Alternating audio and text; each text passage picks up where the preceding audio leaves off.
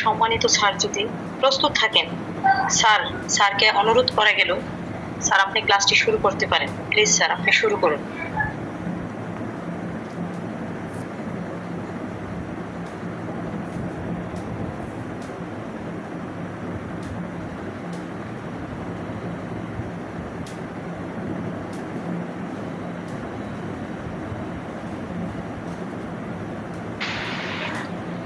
Doctor Golam Rabbani sir, sir আপনি কি ready আছেন? স্যার আপনি শুরু করতে পারেন প্লিজ স্যার। আসসালামু আলাইকুম ওয়া রাহমাতুল্লাহ। আউযু বিল্লাহি মিনাশ শাইতানির রাজিম। সাউন্ড বোঝা যাচ্ছে? একটু জানাবেন প্লিজ। স্যার জি স্যার বোঝা যাচ্ছে স্যার। আচ্ছা, আজকের আয়োজন তা হচ্ছে মূলত যারা স্টার্টিং করতে চাচ্ছেন, হোমিওপ্যাথি শুরু করতে চাচ্ছেন, বিগিনারদের জন্য, নতুনদের জন্য। আমরা যারা কলেজ থেকে পাশ করে বের হই হোমিওপ্যাথি প্র্যাকটিস করার জন্য উদ্দেশ্যে অনেক সময় স্যার জি মাহমুদুল হাসান আপনার মাইক্রোফোন মিউট করেন। আব্দুর রহিম স্যার, এখানে একটা কথা বলে নিই, আপনি যদি হোস্টেল থেকে থাকেন তাহলে থ্রি ডট মেনুর উপর ক্লিক করলে দেখবেন যে মিউট অপশন আছে, আপনি মিউট করে দিতে পারবেন। তারপরে যদি তারা আবার মিউট নিয়ে নেয় তাহলে তাদেরকে রিমুভ করে দেবেন, যদি তারা মিউট ছাড়িয়ে নেয়। কিন্তু হঠাৎ কোনো কারণবশত যদি মিউট হয়ে যায়, ছেড়ে যায়, তাহলে তার সাউন্ড আসবে আমাদের ক্লাসে ব্যাঘাত করতে। এই জন্য সবাই আমরা চেষ্টা করবো মিউট রাখার জন্য, ভিডিওটা অফ রাখার জন্য। আমরা হোমিওপ্যাথি নিয়ে, হোমিওপ্যাথি শেখার জন্য, জানার জন্য, বোঝার জন্য প্রয়োজনীয় আলোচনা করব। আর আপনাদের যদি কারো কোনো প্রশ্ন থাকে, আমার কোনো লেকচারের কথা যদি বুঝতে না পারেন, তাহলে ক্লাস শেষে একে একে বারবার প্রশ্ন করতে বলবেন, তখন আপনারা হ্যান্ড রাইজ করবেন এবং প্রশ্ন করবেন। ইনশাআল্লাহ আমি উত্তর দেওয়ার জন্য চেষ্টা করব। আমরা যারা হোমিওপ্যাথিতে নতুন আসি, অনেকের উদ্দেশ্য থাকে আমি ডাক্তারি করব অথবা আমি সার্টিফিকেট অর্জন করব। যারা মূলত জাস্ট সার্টিফিকেট অর্জন করা পর্যন্ত থাকতে চান, তাদের জন্য আজকে ক্লাসে লাভ করতে পারবেন না, ক্লাস থেকে কিছু শিখতে পারবেন না। কিন্তু যারা প্র্যাকটিস করার উদ্দেশ্যে, মানব সেবার জন্য একজন ভালো মানের চিকিৎসক হতে চান, তাদের জন্য হচ্ছে আজকের ক্লাসটা সহায়ক হবে। ইনশাআল্লাহ আজকের ক্লাসটা তাদের জন্য একটা টার্নিং পয়েন্ট হয়ে যেতে পারে। আমাদের মানব জীবনে চলার পথে কোন বিষয়টা, কোন জিনিসটা আমাদের টার্নিং পয়েন্ট হয়ে যাবে, সেটা কিন্তু আমরা নিজেও জানি না। এই জন্য আমরা যদি মনোযোগ দিয়ে ক্লাসগুলো করি, অন্যের কথা শুনি, পজিটিভ কথাগুলো শুনি, তাহলে আমাদের সেই দিকটা টার্নিং পয়েন্ট হয়ে যেতে পারে এবং সেটাই আমাদের সাফল্যের মূল চাবিকাঠি হয়ে যেতে পারে। আমাদের আজকের ক্লাসের মূল বিষয়বস্তু হচ্ছে হোমিওপ্যাথির বেশ কিছু টিপস, গোপন টিপস, যে টিপসগুলো আমাদের জানাটা প্রয়োজন। আসলে সফলতা জিনিসটা কি?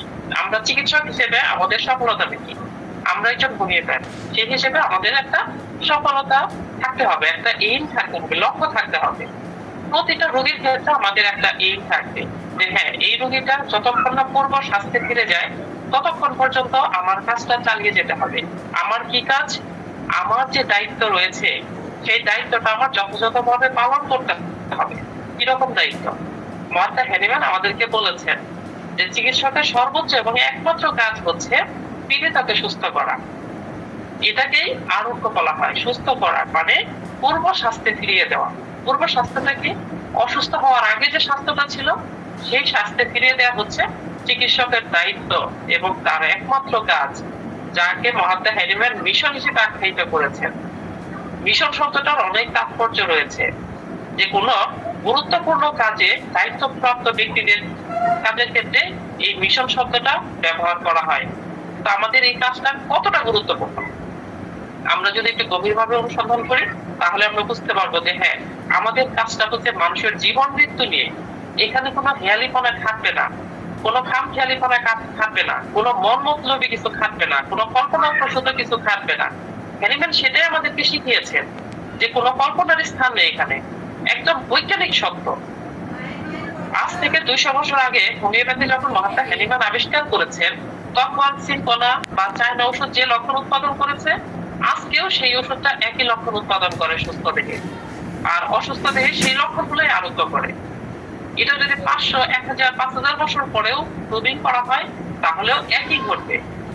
বিজ্ঞান তো তাই, যে এক দেশে প্রবীণ করলে একটা লক্ষণ, আবার অন্য দেশে প্রবীণ করলে আরেকটা লক্ষণ। এটা তো বিজ্ঞান, যে এক দেশে প্রবীণ করলে যে লক্ষণগুলো আসছে ওই লক্ষণগুলাই যেখানে প্রবীণ করা হোক, সে তার মৌলিক যে সত্তা, সেই মৌলিক দিকগুলা সৃষ্টিকর্তা তার মধ্যে যা ইনক্লুড করে দিয়েছে সেইটা সে প্রকাশ করবেই।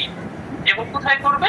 সুস্থ মানবকে। সৃষ্টিকর্তা আমাদের জন্য কত সুন্দর করে সাজিয়ে রেখেছেন প্রকৃতির মধ্যে ওষুধগুলোকে। কিভাবে সাজিয়ে রেখেছেন মহাত্মা হ্যানিম্যান আমাদের জানাচ্ছেন যে একটা টবের মধ্যে যদি আমরা 5 রকমের ফুল গাছ বপন করি, 5টা ফুল গাছের চারা বা ফুল গাছের বীজ বপন করলাম, সেইখানে আমরা একই আলো, একই বাতাস, পানি, সার সবকিছু একই দেওয়া হচ্ছে, কিন্তু সেইখানে 5 রকমের ফুলই ফুটতেছে। কেউ কারো বৈশিষ্ট্য নিচ্ছে না, কেউ কারোটা গ্রহণ করছে না। এই যে স্বতন্ত্রতা, এই স্বতন্ত্রতাটা কে রক্ষা করে? যিনি রক্ষা করেন তিনি মহান স্রষ্টার দায়িত্ব পালন করছেন। মহাত্মা হ্যানিম্যান কত সুন্দর করে আমাদের বোঝাচ্ছেন যে মহাত্মা হ্যানিম্যান বলছেন যে সৃষ্টিকর্তা এত সুন্দর অবয়বে মানুষকে সৃষ্টি করলেন, কিন্তু সেই মানুষ অসুস্থ হলে, রোগে আক্রান্ত হলে, সেই রোগে আক্রান্ত থেকে সুস্থতার কোনো পথ রাখেননি। এত বড় ব্লাসফেমাস, মানে ঈশ্বর নিন্দুক, সৃষ্টিকর্তা নিন্দুক আমি কিভাবে হই? যখনই মহাত্মা হ্যানিম্যান এটা বলতেছেন, আবার যখনই আমি এই চিন্তাটা করলাম, তখনই এই পাপাচার থেকে মুক্ত হওয়ার জন্য, অর্থাৎ ঈশ্বর নিন্দুক তো হওয়া যাবে না, সৃষ্টিকর্তাকে তো নিন্দা করা যাবে না, তাহলে এই পাপাচার থেকে মুক্ত হওয়ার জন্য আমি খোঁজা অনুসন্ধান করা আরম্ভ করলাম। এবং অনুসন্ধান করে তিনি এই হোমিওপ্যাথি আবিষ্কার করলেন। যখন চারপাশে ছিল চিকিৎসা বিজ্ঞান আবিষ্কার হিড়িক করেছিল যে কে কোন চিকিৎসা পদ্ধতি আবিষ্কার করতে পারে, মহাত্মা হ্যানিম্যান যখন হোমিওপ্যাথি আবিষ্কার করলেন, তখন হ্যানিম্যান আমাদেরকে জানালেন যে এখন কোনো হাতটা কোনো কথাই নয়, এখন চিকিৎসা পদ্ধতি আবিষ্কৃত হয়েছে, এখন তোমাদের কাজ হচ্ছে এই পদ্ধতির নিয়ম কানুন গুলো জানা এবং সেই অনুযায়ী রোগীকে সুস্থতার দিকে নিয়ে যাওয়া। তাহলে এই নিয়ম কানুন গুলো আমাদের জানতে হবে। যেহেতু চিকিৎসা পদ্ধতি আবিষ্কার হয়েছে, এখন কোনো পদ্ধতি আবিষ্কার করার প্রয়োজন নেই। ডাক্তার হেরিং আমাদের জানাচ্ছেন যে হোমিওপ্যাথি এখন হচ্ছে গাছের ঝুলন্ত পাকা ফল, তোমরা পারবে আর খাবে। কিরকম? ম্যাট্রিমেটিক আছে আমাদের হাতের নাগালে, অর্গানন আছে আমাদের হাতের নাগালে, রেপার্টরি আছে আমাদের হাতের নাগালে, ক্রনিক ডিজিজ আছে আমাদের হাতের নাগালে, আমাদের হাতের পাশে সব রয়েছে। এখন যদি আমরা সেই জিনিসগুলো ব্যবহার করার টেকনিক জানি, তাহলে সেগুলো আমরা সুন্দরভাবে ব্যবহার করতে পারবো। আমি একটি ছোট গল্প বলতেছি। অনেক সময় যারা হোমিওপ্যাথির নতুন আছেন, তারা তাদের স্যারদের কাছে বা তাদের বড়দের কাছে, সিনিয়রদের কাছে প্রশ্ন করেন যে স্যার এই রোগীতে কোন মেডিসিনটা আসবে, ওই রোগীতে কোন মেডিসিনটা আসবে। অর্থাৎ এটা এরকম যে আমার বাড়ির পাশে একজন প্রতিবেশী আছে, সেই প্রতিবেশী আমার কাছে প্রত্যেকদিন মাছের জন্য আসে, আমি তাকে একটি করে মাছ প্রতিদিন দিয়ে দিচ্ছি, কিন্তু যখন আমি অসুস্থ অথবা আমি বাসায় নেই অথবা আমি কোনো জায়গায় গিয়েছি, তখন ওই প্রতিবেশীটা ওই দিন না খেয়ে থাকবে, কারণ তার কাছে তো মাছ নেই, সে কি রান্না করে খাবে। আর যদি আমি তাকে মাছ ধরাটা শিখিয়ে দিই, অর্থাৎ এইভাবে আপনাকে মাছ ধরতে হবে, তাহলে আপনি মাছ ধরে সারা জীবন খেতে পারবেন। আমরা সেই কাজটা করার চেষ্টা করব যে মাছটা কিভাবে ধরতে হবে, এই ধরার টেকনিকটা আমরা জানিয়ে দেব। টেকনিকটা কি? তাহলে যে আমরা মাছ কিভাবে ধরবো, কখন কিভাবে টোপ ফেলতে হবে, কতটুকু পানিতে কতটুকু টোপ ফেলতে হবে, গভীর পানিতে কিভাবে টোপ দিতে হবে, অল্প পানিতে কিভাবে, বড় মাছ ধরার জন্য কিভাবে, ছোট মাছ ধরার জন্য কিভাবে, এই যে বিষয়গুলা, এই বিষয়গুলো আমাদের উস্তাদরা আমাদের শিখিয়ে দিবে। আমাদের যে শিক্ষকরা আছেন, আমাদের শিক্ষকরা আমাদেরকে জানিয়ে দেবেন। আমাদের হাতের নাগালে সবার বই আছে অবশ্যই। আমরা যেহেতু হোমিওপ্যাথি প্র্যাকটিস করার জন্য এসেছি, আমরা বই কিনেছি অনেক, কিন্তু শুধুমাত্র বই কিনে একজন ভালো ডাক্তার হওয়া সম্ভব না। ভালো ডাক্তার যদি হতে চাই আমরা, তাহলে অবশ্যই ভালো একজনের সংস্পর্শে থাকতে হবে। কারণ ওই যে ওই গল্পের মধ্যে একজন লোক বলেছে যে তুমি যদি আতরের দোকানে যাও, তাহলে তুমি আতর কিনো বা না কিনো, আতরের একটা ঘ্রাণ তোমার সাথে আসবে। আর তুমি যদি কামারের ঘরে যাও, যেখানে আগুনে পুড়িয়ে লোহা বানানো হয়, লোহাকে রূপান্তর করা হয়, সেই কামারের ঘরে যদি যাও, তাহলে তুমি কামারের কাছে কোনো কিছু বানাও বা না বানাও, আগুনের একটা ধোয়ার গন্ধ তোমার শরীর থেকে আসবে। তো আমরা যখন একজন ভালো হোমিওপ্যাথির সংস্পর্শে থাকবো, তখন আমরা তার থেকে ভালো কিছু পাবো। আর আমাদের যদি নেওয়ার ক্যাপাসিটি থাকে, আমাদের ভেতরটা যদি ভালো থাকে, পবিত্র থাকে, তাহলে অবশ্যই আমরা এই পবিত্র জিনিসটা গ্রহণ করতে পারবো। আর আমাদের ভেতরটা যদি কলুষিত থাকে, সকল মিথ্যে দ্বারা আবৃত, সকল অনৈতিক কাজ দ্বারা আবৃত, সকল অবৈধ কাজ দ্বারা আমাদের ভেতরটা কলুষিত, তাহলে কিন্তু আমরা এই ঐশ্বরিক যে সত্যটা, যেটা সিমিলিয়াস মিলিবাস কিউরেন্টার, সদৃশ সদৃশে আরোগ্য, সৃষ্টিকর্তার এই জোড়া যে তত্ত্ব, যে হোমিওপ্যাথি, এই হোমিওপ্যাথি আমাদের ভিতরে প্রবেশ করবে না। অনেক বই থাকে, লাভ নেই, সেটা থেকে জিস্ট নির্যাস নেওয়ার যে জ্ঞানটা, এটা আমাদের থাকতে হবে। মহাত্মা হ্যানিম্যান আমাদের জানিয়েছেন না, কোন মিথ্যাবাদী যেন আমার ওষুধের বাক্স স্পর্শ না করে। আমাদেরকে মিথ্যাবাদী হওয়া যাবে না, আমাদের অন্তরটা কলুষিত হওয়া যাবে না, অন্তরটা পবিত্র থাকতে হবে।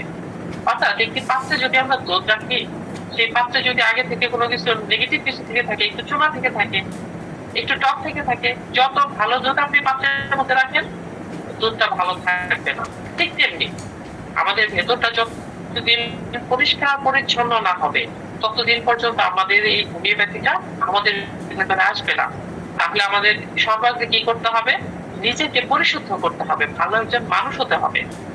একজন ভালো যদি মানুষ হতে পারি এবং যদি হোমিওপ্যাথি শেখার প্রতি আগ্রহ থাকে, তাহলে আমরা এই পবিত্র হোমিওপ্যাথিটা, সিমিলিয়াস সিমিলিবাস কিউরেন্টার, এই যে থিওরিটা, সদৃশ সদৃশ আরোগ্য, এই থিওরিটা আমরা মনের মধ্যে অনুধাবন করতে পারবো। ডাক্তার কেন কিন্তু বলেছেন যে চিকিৎসকের শুধুমাত্র দুইটা চোখ থাকলে হবে না, আরেকটা চোখ থাকতে হবে, সেটা হলো অন্তর্দৃষ্টি, ইনটুইশন। এই অন্তর্দৃষ্টিটা একদিন দুই দিনে হবে না, এটা আমাদেরকে অর্জন করতে হবে, সকল ভালো দিকের সমন্বয়ে অর্জন করতে হবে। হোমিওপ্যাথির সাথে প্রকৃতির অনেক সাদৃশ্য রয়েছে। যেমন যে ছেলেটা যোগ হিসেবে ভালো, বা ছেলেটার ইউটিক গুলো ভালো, কিন্তু সর্বাঙ্গীন ভাবে না ভালো। একটা দিক ভালো হলে ভালো, এটা ভালো না। কিন্তু হোমিওপ্যাথিতেও একটা লক্ষণ নিয়ে আমরা চিকিৎসা করব, তাহলে কিন্তু সেটা হোমিওপ্যাথিক চিকিৎসা হলো না, সেটা হ্যানিম্যানের যে অর্গাননের 7 নম্বর সূত্রের আঙ্গিকে বলা হয়েছে না, যে এক লক্ষণ বিশিষ্ট চিকিৎসা প্রণালী লাক্ষণিক চিকিৎসা নামের কলঙ্ক। রোগীর একটা লক্ষণ নিয়ে যে চিকিৎসা করলাম, সেটা কিন্তু হোমিওপ্যাথিক হলো না, সেটা হোমিওপ্যাথিক হলো, সেটা লাক্ষণিক চিকিৎসা নামের কলঙ্ক। এটা আমাদের করা যাবে না। আমাদের কি করতে হবে? রোগীর যে টোটালিটি অফ সিমটম কি? রোগীর সর্বাঙ্গীন লক্ষণ সমষ্টি, হাত পা, মাথা, বুক, পিঠ, চুল, পেট, মন, মানসিক অবস্থা, আন্তরিক ইচ্ছা, টয়লেট প্রস্রাব অবস্থা, মহিলা হলে মিনিস্ট্রেশন সংক্রান্ত, পুরুষ হলে সেক্সুয়াল সংক্রান্ত, এগুলা যাবতীয় যা যা লক্ষণ আছে, সব লক্ষণ নিয়ে কেস টেকিং করে তারপরে হচ্ছে একটা ওষুধ নির্বাচন করতে হবে। এটা হলো প্রকৃত হোমিওপ্যাথির পথ। আর এই পথটা অর্জনের জন্য যে কৌশলগুলা, সেই কৌশল কিন্তু সুন্দরভাবে দেওয়া রয়েছে। ম্যাট্রিয়া মেডিকা, আমরা যদি শুধুমাত্র ম্যাট্রিয়া মেডিকা ডাক্তার হই, তাহলে আমরা মিসগাইড হব। কেন মিসগাইড হব? আমাদের কাছে যখন রোগী আসার পর যখন রোগীটা দেখবো যে মনটা আধল করে, তাহলে আমাদের মাথায় কয়েকটা মেডিসিন চলে আসতে পারে। রোগী আসলো মেজাজ এইরকম, রোগী আসলো মিষ্টি পছন্দ, রোগী আসলো ঘাম বেশি, এরকম যদি আমরা একটা দিক বিশিষ্ট চিন্তা করি, তাহলে কিন্তু আমরা পথভ্রষ্ট হয়ে গেলাম। অর্গাননের 6 নম্বর সূত্রের আঙ্গিকে আমরা হয়ে গেলাম প্রিজুডিস, সংস্কার যুক্ত। আর আমাদেরকে হতে হবে কি? আনপ্রিজুডিস, সংস্কার মুক্ত, অর্থাৎ জিরো পর্যায়ে থাকতে হবে। একদম জিরো পর্যায়ে, নেগেটিভ পর্যায়ে থাকা যাবে না। আমরা একটা সংস্কারে আবদ্ধ, তাহলে আমরা নেগেটিভ দিকে চলে গেলাম, বা আমরা একটু বায়াসড হয়ে গেলাম, আরেকটু বায়াসড হইলাম, রোগীর কথায় আমরা একদিক বিশিষ্ট চলে গেলাম, এটা আমরা পথভ্রষ্ট হলাম। আমাদেরকে একদম সংস্কার মুক্ত হয়ে চিন্তা ভাবনা করতে হবে। কেমন? রোগী আসলো, আমাদের কোনো ওষুধের চিত্রটা আমরা মাথায় আনবো না, রোগীর সমস্ত সিমটম, সমস্ত লক্ষণ আমরা নিব। এই যে সিমটম নেওয়ার কৌশলটা, এটাও অর্গাননে সুন্দরভাবে বলা আছে। 83 থেকে 104 পর্যন্ত রোগী পর্যবেক্ষণ আমরা কিভাবে করব। হোমিওপ্যাথিতে মূলত পর্যবেক্ষণটা হচ্ছে সবচাইতে বেশি গুরুত্বপূর্ণ। পর্যবেক্ষণ কৌশলটা জানা সবচাইতে বেশি গুরুত্বপূর্ণ, কারণ আমাদের বেশিরভাগই হচ্ছে পর্যবেক্ষণের উপরে। এরকম 1 থেকে 70 নম্বর সূত্র পর্যন্ত হ্যানিম্যান জীবনী শক্তি পর্যবেক্ষণ নিয়ে অনেক কথা বলেছেন, যে জীবনী শক্তি কি, এটা আমাদের চিনতে হবে। আমরা যারা হোমিওপ্যাথি প্র্যাকটিস করতে যাচ্ছি, তাদেরকে অবশ্যই জীবনী শক্তিকে চিনতে হবে, জীবনী শক্তির ভাষাটা চিনতে হবে। জীবনী শক্তির ভাষা হচ্ছে সিমটম বা লক্ষণ। এর ভাষাটা যদি আমরা চিনতে পারি তাহলে আমাদের জন্য লক্ষণ নেওয়াটা, লক্ষণ বুঝাটা, লক্ষণটা কোনটা peculiar, rare, uncommon, singular, general, কোনটা কোন লক্ষণ, এটা বোঝাটা সহজ হবে। যেটা সম্পর্কে আরো বিস্তারিত আমরা পাবো অর্গাননের 153 নম্বর সূত্রে। তাহলে জীবনী শক্তি সম্পর্কে জানার জন্য অর্গাননের 1 থেকে 70 পর্যন্ত আমাদেরকে পড়তে হবে। এটি কিন্তু ম্যাথমেটিক আমাদের শেখাবে না। ম্যাথমেটিক আমাদের নলেজ দিবে হচ্ছে মেডিসিন সম্পর্কে, জাস্ট মেডিসিন, অর্থাৎ একটা মেডিসিন সুস্থ দেহে প্রয়োগ করাকালে কি কি লক্ষণ উৎপাদন করেছে সেই লক্ষণগুলাই দিবে আমাদেরকে ম্যাথমেটিকা। এই লক্ষণের জ্ঞানটা আমরা জাস্ট এই লক্ষণের জ্ঞান গুলা আমরা পাবো ম্যাথমেটিকা থেকে। ঔষধ কি কি লক্ষণ উৎপাদন করেছে সুস্থ দেহে, এতটুকু। কিন্তু অ্যানিম্যাল যে আমাদের বলেছেন যে চিকিৎসকের সফল হওয়ার জন্য 6টা দিকের কথা বলেছেন। 6টা দিক। প্রথমে কি? নলেজ অফ ডিজিজ, অর্থাৎ রোগ সম্পর্কে জ্ঞান। এখানে রোগ হচ্ছে সিমটম বা লক্ষণ। এই লক্ষণ সম্পর্কে আমাদের জ্ঞান থাকতে হবে। লক্ষণটা আসলে কি? রোগ যে হয় সেই রোগটা মানব দেহের ভেতরে হচ্ছে। একটা রোগ হওয়ার জন্য 2টা জিনিস আবশ্যক আমরা জেনেছি। কি রকম? যে রোগে আমরা আক্রান্ত হব বা যে ভাইরাসে আক্রান্ত হব সেই ভাইরাসের প্রতি আগ্রহ, অর্থাৎ আমাদের যে জীবনী শক্তি কথা বলেছি সেই জীবনী শক্তিতে চাহিদা থাকতে হবে সেই ভাইরাসের প্রতি, অর্থাৎ নেগেটিভ একটা ফোর্সের প্রতি আমাদের জীবনী শক্তির যদি চাহিদা থাকে, এইটা একটা দিক।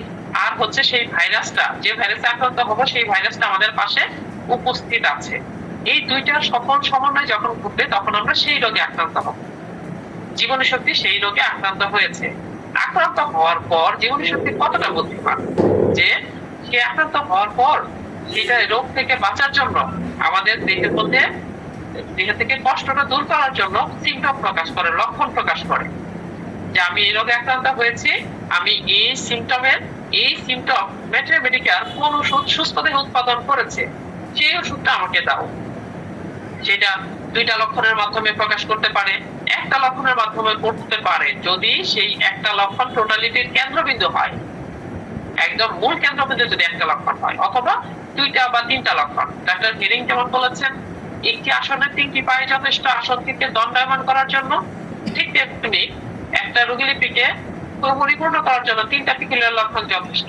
যদি আমরা রোগীতে 3টা পিকুলিয়ার লক্ষণও পাই এবং সেই 3টা পিকুলিয়ার লক্ষণ ম্যাথমেটিক্যাল কোন ওষুধ সুস্থ দেহে উৎপাদন করেছে সেই ওষুধটা আমাদেরকে দিতে হবে।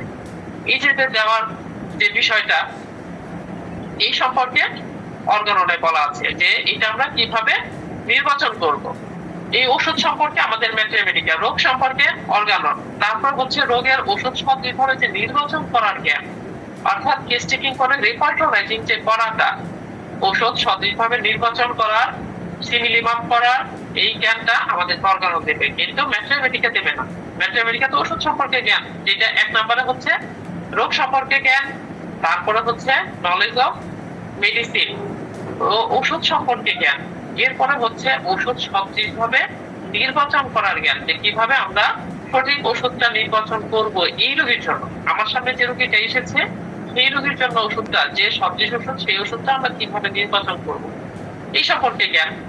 এখন আমরা এই জ্ঞানটা অর্গানন থেকে অর্জন করলাম, করার পরে হচ্ছে যে ওষুধটা আমরা নির্বাচন করলাম রোগীর জন্য, এই ওষুধটা আমরা কিভাবে দিব রোগীকে, কিভাবে প্রস্তুত করব এই সম্পর্কে আমাদের জ্ঞান অর্জন করতে হবে। যেমন ওষুধের প্রস্তুত ও মাত্রা, ওষুধ কিভাবে প্রস্তুত করবো, আমাদের কাছে যে লিকুইড ফর্মটা রয়েছে সেটা থেকে ডাইরেক্টলি দিব না আরো সূক্ষ্ম করব, কিভাবে সূক্ষ্ম করব, এই যে যে টেকনিক গুলা এইগুলো আমাদের জানতে হবে। তারপর হচ্ছে মাত্রা, রোগীকে কত শক্তিতে দিলাম এটা একটা, তারপরে হচ্ছে মাত্রা, কিভাবে আমরা ডোজটা নির্ণয় করব, অ্যাকিউট ডিজিজে কিভাবে ডোজ নির্ণয় করব, ক্রনিক ডিজিজে কিভাবে ডোজ নির্ণয় করব, এই সম্পর্কে আমাদের জ্ঞান থাকতে হবে।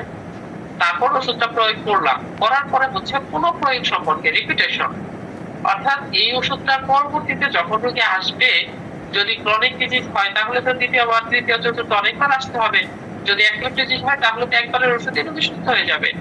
কিন্তু ক্রনিক ডিজিজেই হচ্ছে যত বিপত্তি, এই বিপত্তিগুলোর জন্য সমাধানও মহাত্মা হ্যানিম্যান 200 বছর আগে আমাদের দিয়ে গিয়েছেন।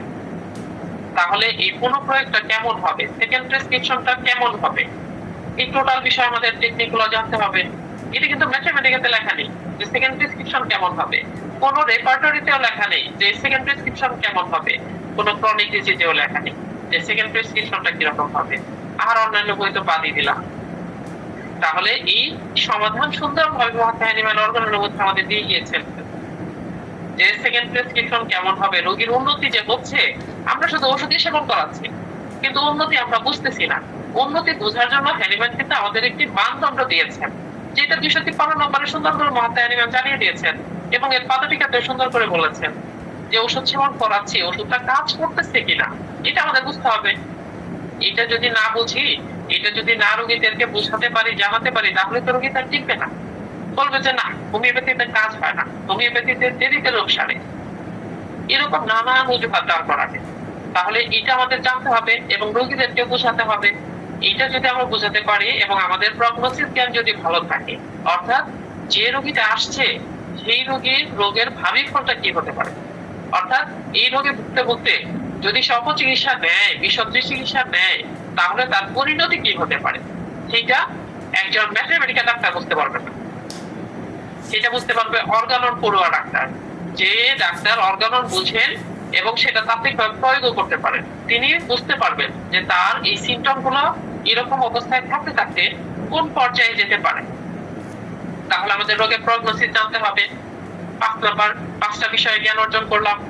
এরপরে হচ্ছে আপনি সঠিক ওষুধ দিয়েছেন, সঠিকভাবে রোগী লিপিড করেছেন, কিন্তু ওষুধটা ভালো রেসপন্স করছে না।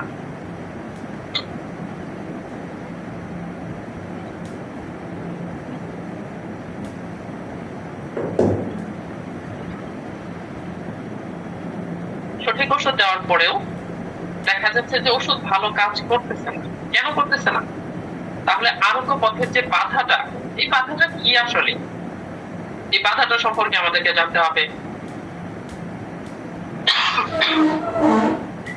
এই বাধাগুলো যদি আমরা অনুসন্ধান না করতে পারি, অর্থাৎ আপনি সঠিকভাবে ওষুধ প্রস্তুত করে দিলেন, আপনি দেওয়ার পর রোগী ঠিক মতো সেবন করতেছে অথবা করতেছে না, যদি করে তারপরে সে কুপথ্য করতেছে।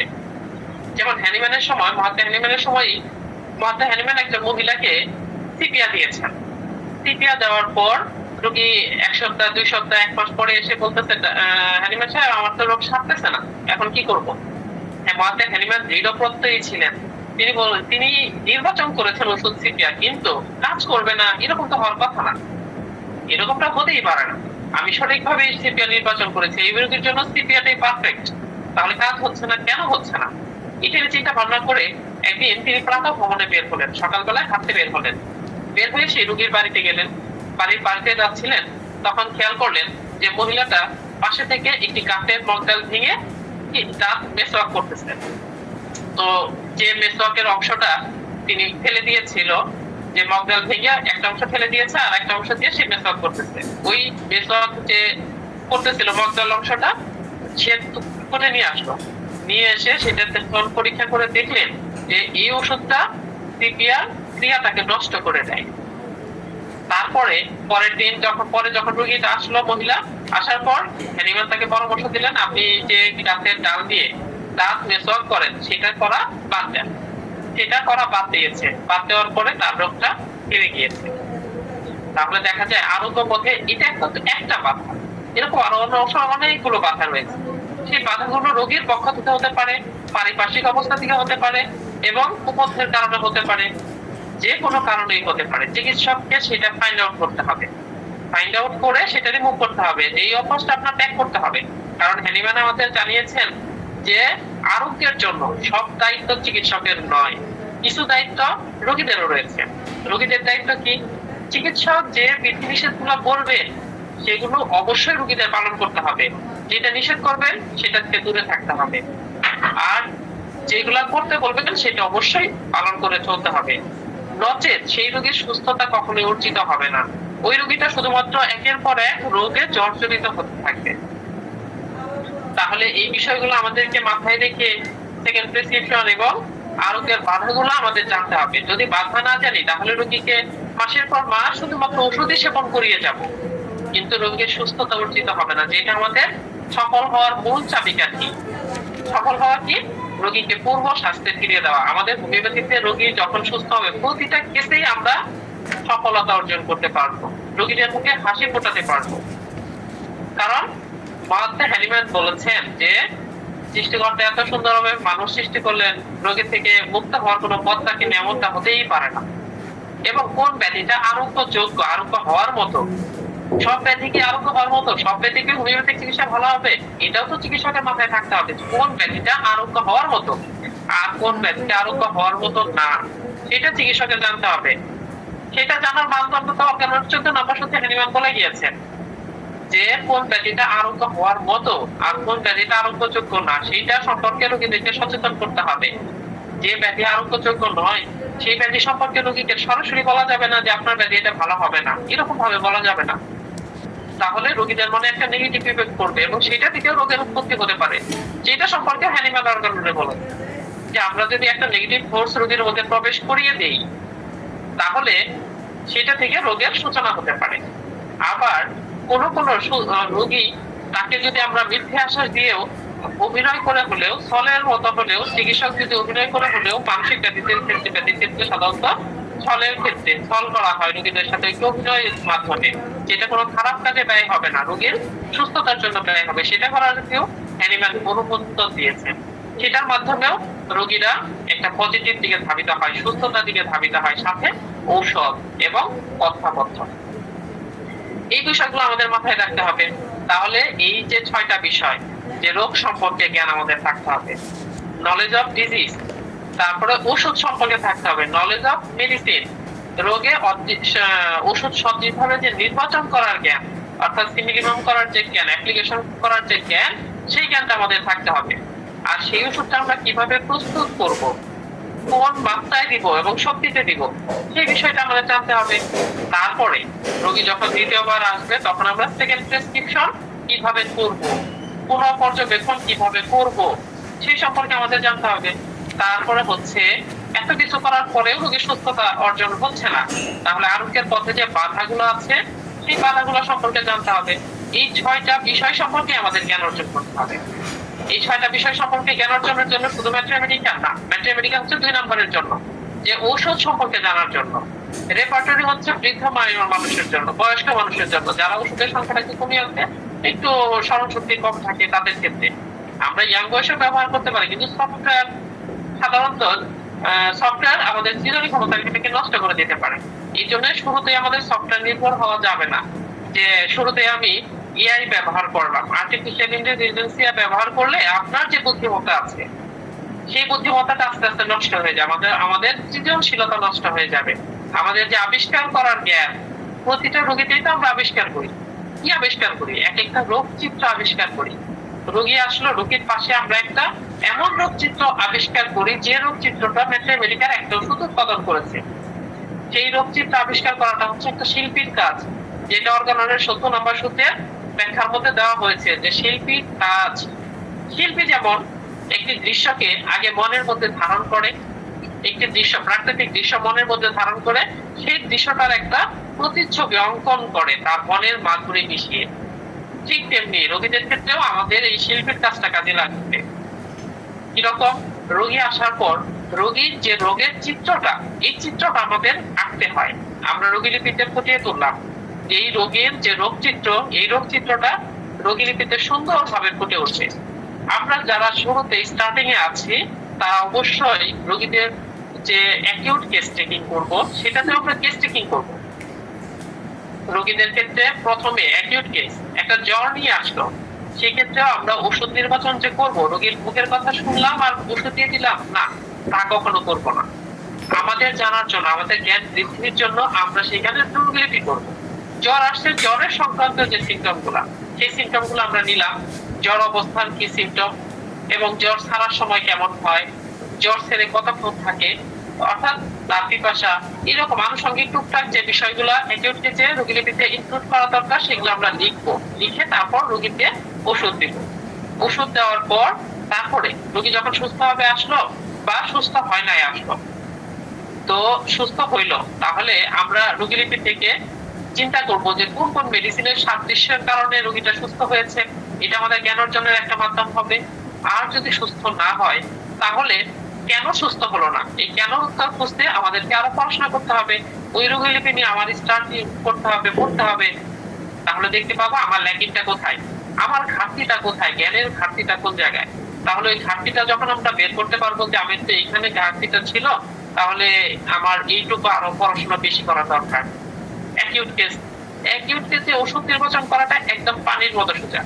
কিরকম, রোগী যখন রোগ নিয়ে আসবে তার রোগের কথা একদমই স্পষ্ট মনে থাকে, একদম মানে সজীব টাটকা, সিমটম গুলো একদম টাটকা থাকে এবং কোনো মিক্সড থাকে না, কোনো লক্ষণের সাথে মিক্সড থাকে না, যেটা ক্রনিক ডিজিজে থাকে। ক্রনিক ডিজিজে অনেক শব্দ বেশি সিমটম পাওয়া যায়, অনেক কৃত্রিম সিমটম পাওয়া যায়, ওষুধ কর্তৃক উৎপন্ন লক্ষণ পাওয়া যায়, অনেক বংশগত সিমটম পাওয়া যায়, মিক্সড সিমটম পাওয়া যায়। কিন্তু অ্যাকিউট কেসে লক্ষণ থাকে একদম স্পষ্ট, একটা পানির মতো নিশ্চিত একটা ওষুধকে নির্দেশ করে। অ্যাকিউট কেসে লক্ষণ নেওয়ার সময় আমাদের প্রত্যেকটা লক্ষণ হ্রাস বৃদ্ধি সহ নিতে হবে। এই লক্ষণটা কমা বাড়া, কিসে কমে কিসে বাড়ে, কিভাবে কমে কিভাবে বাড়ে, এই যে বিষয়গুলো আছে, এগুলো নিয়ে যখন আমরা একটা শর্ট রোগীলিপি করবো তখন দেখা যাবে একটা ওষুধ নিশ্চিত চলে আসছে। আর অ্যাকিউট কেসে রোগীলিপি করার সময় আমাদের সবসময় চিন্তা ভাবনা করতে হবে শর্ট অ্যাক্টিং যে মেডিসিন গুলা বহুল ব্যবহৃত সেগুলা থেকে আমরা রেয়ার মেডিসিন খুব কমই ব্যবহার করবো। রেয়ার মেডিসিন অর্থাৎ যে মেডিসিন গুলো সচরাচর প্রুভিং হয়নি, খুব কম প্রুভিং হয়েছে এবং ওয়েল প্রুফ না, অর্থাৎ পরিপূর্ণভাবে পরীক্ষিত না। তাহলে পরিপূর্ণভাবে পরীক্ষিত যে ওষুধগুলো এগুলো আমরা কিভাবে বুঝতে পারবো? এটা বোঝার জন্য কিছু টেকনিক আছে। যে ওষুধগুলো দেখবেন মাইল্ড সিমটমটা স্পষ্ট ভাবে আসছে এবং যে সিমটমটা আসছে সেই সিমটমের হ্রাস বৃদ্ধি সহ কমা বাড়া সহ সুন্দরভাবে যদি আপনি ম্যাথমেটিকাতে পান, তাহলে সেটাকে ধরে নেবেন এটা পরিপূর্ণভাবে সুন্দরভাবে পরীক্ষিত। অর্থাৎ এটা প্রোভারদের দেহে সুন্দরভাবে পরীক্ষা করে যে লক্ষণগুলো পাওয়া গেছে এই লক্ষণগুলো ম্যাথমেটিকায় এইভাবে আসছে, তাহলে এটা পরিপূর্ণ well proof medicine. Are well proof medicine দিয়ে আপনি যদি চিকিৎসা শুরু করেন, তাহলে আপনি 50টা মেডিসিন যদি ভালো করে জানেন, 50টা পলিটেস্ট মেডিসিন যদি ভালো করে জানেন, তাহলে চিকিৎসা সুন্দরভাবে আপনি চালিয়ে যেতে পারবেন। তারপরে তো মেডিসিন বাড়াতেই হবে, আমরা পড়তেই থাকবো। যতদিন আমরা প্র্যাকটিস করবো ততদিন আমরা পড়তে থাকবো। যখন আমরা পড়া বাদ দিব তখন আমাদের প্র্যাকটিসটাও ঘাটতি করা শুরু হয়ে যাবে। এই জন্য অ্যাকিউট কেসে আমরা অবশ্যই পলিটেস্ট মেডিসিন থেকে এবং প্রথম অবস্থায় চেষ্টা করব যে short acting medicine, vegetable drug থেকে, কেমিক্যালের দিকে শুরুতেই না যাওয়া। কেমিক্যালের দিকে যদি যাই তাহলে আর ভেজিটেবলের দিকে আসতে পারবো না, নাও আসতে পারি। আবার তার থেকে উচ্চ যে মার্কিটাল কনস্টিটিউশন যে মেডিসিন গুলো আছে এগুলোর দিকে, তার চাইতে ডিফেক্টে নোসটের দিকে বা ভাল নোসট বা নোসট এই দিকে। অর্থাৎ শুরুতেই যদি আমরা নোসট মেডিসিন ব্যবহার করি তাহলে অনেক সমস্যা দেখা দিতে পারে, সেটা পরে কোনো এক সময় আমরা আলোচনা করব। যেহেতু আমরা এখন অ্যাকিউট ডিজিজ এবং সাফল্যের বেশ কিছু টেকনিক নিয়ে কথা বলছি। আচ্ছা, তাহলে অ্যাকিউট কেসগুলো আমরা যখন দেখবো চেম্বারে লক্ষণগুলো একদমই স্পষ্ট পাবো এবং হালকা যে শর্ট অ্যাক্টিং মেডিসিন গুলো আছে সেগুলো থেকে আমরা নির্বাচন করার চেষ্টা করব। যদি সিমিলিমাম হয়, সিমিলিমাম না হলে কিন্তু কখনোই ভেজিটেবল ড্রাগ থেকে বা কেমিক্যাল ড্রাগ থেকে দেওয়া যাবে না। তাহলে আরেকটা পাওয়ারফুল মেডিসিন, আমাদেরকে যে ওষুধটা নির্বাচন করব সেই ওষুধের উপযোগিতা দেহের মধ্যে আছে কিনা এটা আমাদেরকে নিশ্চিত হতে হবে। অর্থাৎ আমাদের যে ওষুধটা আসলো, অ্যাকিউট কেস হোক বা ক্রনিক কেস, যে ওষুধটা রোগীর জন্য আসলে অ্যাকর্ডিং টু সিমটম, সেই ওষুধটা দেওয়ার মতো ক্ষেত্র আছে কিনা। যদি ক্ষেত্রটা দেহের মধ্যে থাকে তাহলে সেই ওষুধটা দেওয়া যাবে, যদি ক্ষেত্র না থাকে তাহলে সেই ওষুধ দেওয়া যাবে না। দিলে ক্ষতি হবে, রোগীর অনেক বড় ক্ষতি হয়ে যাবে। আর যদি ক্ষেত্রটাও তৈরি হয়ে থাকে তাহলে অবশ্যই সেটা প্রয়োগ করা যাবে। যেটা ডাক্তার কেন্ট তার ম্যাথমেটিকায় বলেছিলেন যে একটা ওষুধ দিয়ে আমি দীর্ঘদিন রোগীকে চিকিৎসা করলাম অ্যাকর্ডিং টু সিমটম, কিন্তু তারপরে দেখা গেল রোগীর কোনো উন্নতি নেই। তারপরে আমার ইনটিউশনের ভিত্তিতে, অর্থাৎ তার যে ডাক্তার কেন্ট তার অন্তর্দৃষ্টি দিয়ে টোটালিটি সর্বাঙ্গীন করে চিন্তা করলেন যে তার জন্য এই ওষুধটা দরকার এবং কেন্ট তাকে সেই ওষুধটা দিলেন। দেওয়ার পর চমৎকার ভাবে রোগীকে আরোগ্যের দিকে চলে গেল। তখন রোগী বললেন, কেন্ট সাহেব আপনি আমাকে কি এই ওষুধটা আগে দিতে পারছিলেন না? তখন ডাক্তার কেন্ট বললেন, আগে দিতে পারতাম কিন্তু আগে দেওয়ার মতো ক্ষেত্র তৈরি হয়েছিল না। তাহলে সেই ওষুধ, যে ওষুধ আমরা নির্বাচন করবো সেই ওষুধের উপযোগিতা দেহে আছে কিনা এটাও তো আমাদের বুঝতে হবে। মোদ্দা কথা, আমাদের চিকিৎসকদের চতুর্মুখী জ্ঞানের প্রয়োজন, সব দিক জ্ঞানের প্রয়োজন, উপস্থিত বুদ্ধির প্রয়োজন। তারপরে অ্যানাটমি, ফিজিওলজি, প্যাথোলজি, এগুলা কেন প্রয়োজন? মানব দেহ সুস্থ অবস্থায় কেমন অবস্থায় থাকে, এই অবস্থা কেন প্রয়োজন? কেন প্রয়োজন? কারণ সুস্থ অবস্থা যদি আমরা না জানি তাহলে অসুস্থ অবস্থাটা কি সেটাও তো আমরা বুঝতে পারবো না। এই জন্য সুস্থ অবস্থাটা কি, কেমন হয়, এই অবস্থাটা আমাদের জানতে হবে। অর্গানন, এটার পাশাপাশি আমাদের অ্যানাটমি, ফিজিওলজি, গাইনোকোলজি, মিডওয়াইফারি, তারপর প্যাথোলজি, এই সমস্ত বিষয়ে আমাদের জ্ঞান অর্জন করতে হবে। কারণ মানব দেহ সম্পর্কে যদি আমরা পরিপূর্ণ ধারণা না রাখি তাহলে মানব দেহ অসুস্থ হলে আসলে কেমন হয়, কি কি পরিবর্তন ঘটে, কি কি ব্যত্যয় ঘটে, এই বিষয়গুলো আমরা অনুধাবন করতে পারবো না। এই জন্য একজন হোমিওপ্যাথিক চিকিৎসককে চতুর্মুখী জ্ঞানের প্রয়োজন। যেটা অন্যব্যক্তি চিকিৎসকদের একটা দিক নিয়ে আছে, শুধুমাত্র সে একটা দিক নিয়ে আছে। যে মাথার দিক নিয়ে আসে শুধুমাত্র নিউরোলজি নিয়ে আসবে, বা নাক কান গলা অথবা কিডনি অথবা হার্ট অথবা মেডিসিন, যে কোনো একটা সাইড নিয়ে আসে। কিন্তু আমাদের হোমিওপ্যাথিদেরকে আমরা যেহেতু সিমটমের, লক্ষণের চিকিৎসা করি, রোগীর যে সিমটম, সেই সিমটমের এগেইনস্টে আমরা ওষুধ নির্বাচন করি, সেহেতু আমাদেরকে তাহলে কিরকম জ্ঞানের প্রয়োজন আপনারা একটু চিন্তা করে দেখুন। তাদের চাইতে কত বেশি আমাদের পড়াশোনা করা দরকার, কিন্তু সেই পড়াশোনা আমরা করি না, আমাদের ঘাটতি রয়েছে। এই ঘাটতির কারণে আমরা আসলে একক ওষুধ নির্বাচন করতে পারি না। রোগীদের সফলতার জায়গায় বিফলতা, ব্যর্থতায় আমাদের বেশি আসে।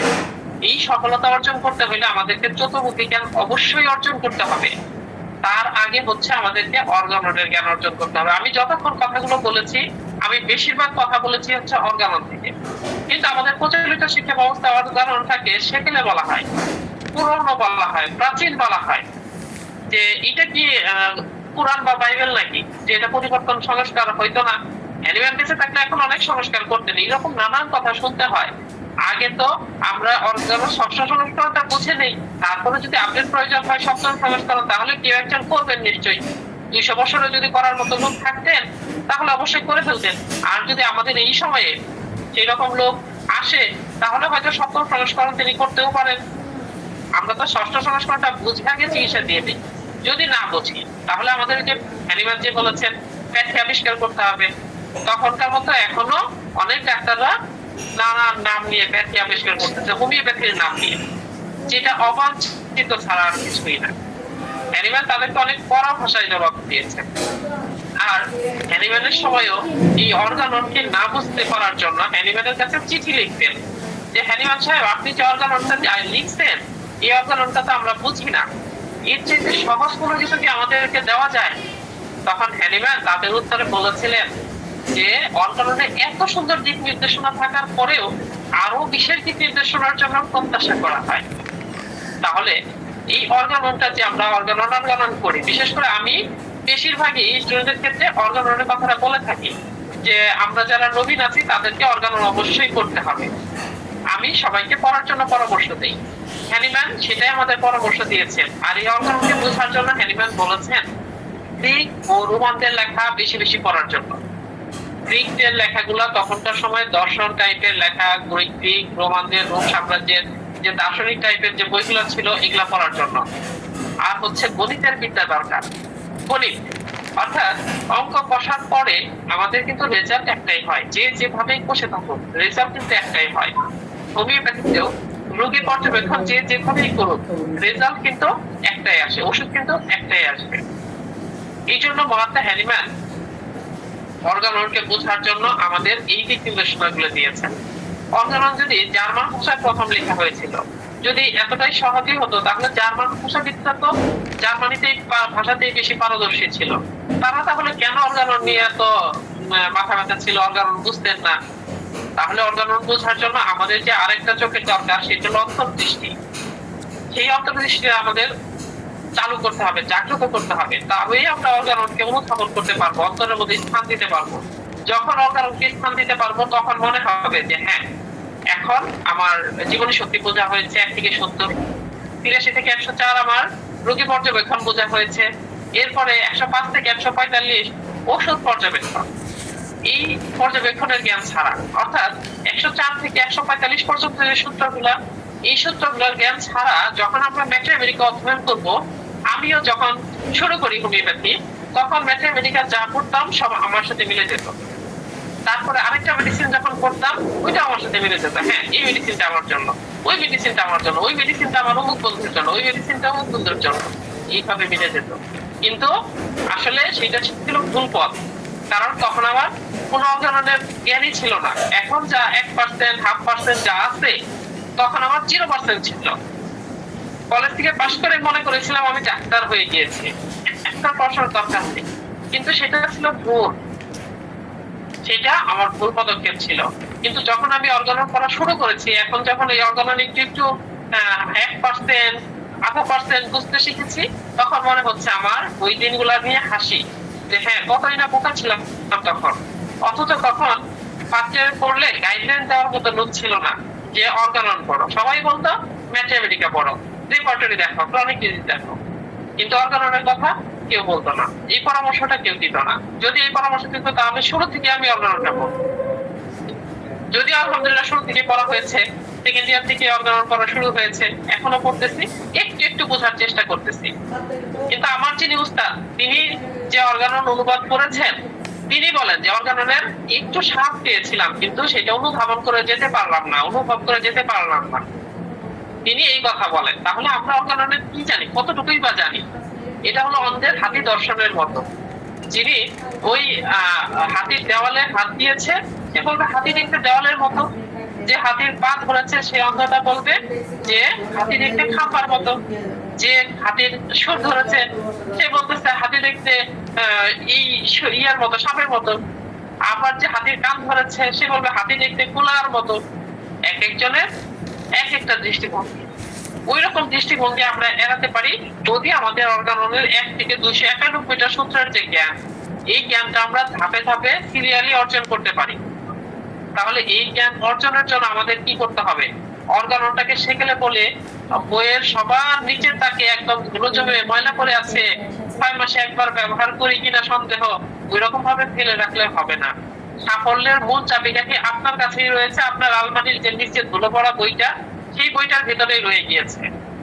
এইটা যদি আমরা পড়তে পারি তাহলে দেখবেন সফলতা আপনার পিছনে দৌড়াবে, যে প্রতিটা কেসে ইনশাআল্লাহ আরোগ্যযোগ্য প্রতিটা ব্যাধিতে আপনি সফল হতে পারবেন। আর ক্রনিক ডিজিজে যেটা বললাম, অ্যাকিউট কেসে রোগীলিপি এতটাই সহজ, কিন্তু ক্রনিক কেসে আপনার মাথায় একটা ভিড় হয়ে যাবে। ক্রনিক ডিজিজে আক্রান্ত, বর্তমানে যে রোগীগুলো ক্রনিক ডিজিজে আক্রান্ত, এমন কোন রোগীই পাবেন না যারা সোরা সিফিলিস সাইটোসিসে কিটা মাইজমে আক্রান্ত নেই, এরকম কোন রোগীই পাবেন না। এই জন্য এই ডিজিজগুলা, এই মাইজমগুলা থেকে মোকাবেলা করব কিভাবে, এই জন্য কিন্তু হ্যানিম্যান আমাদেরকে দিক নির্দেশনা দিয়ে গেছেন। হ্যানিম্যান যখন হোমিওপ্যাথির এই অর্গানন আবিষ্কার করলেন, তখন দেখলেন যে হোমিওপ্যাথির চারদিকে খুবই জয়জয়কার।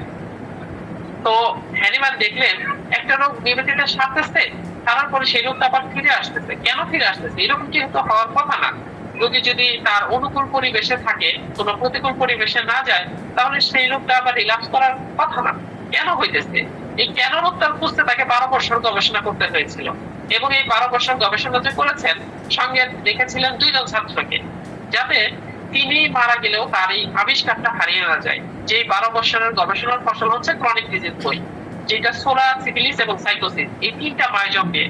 বর্তমানে আমাদের কাছে সোরা মায়োজমের রোগী, সিফিলিস মায়োজমের রোগী এবং সাইটোসিস মায়োজমের রোগী, 3টা মায়োজমের মিশ্র মায়োজমের রোগীগুলাই আসতেছে। এই রোগীগুলার যদি মোকাবেলা করতে চাই আমরা, তাহলে আমাদেরকে অবশ্যই এই ক্রনিক ডিজিজের জ্ঞান প্রয়োজন হবে।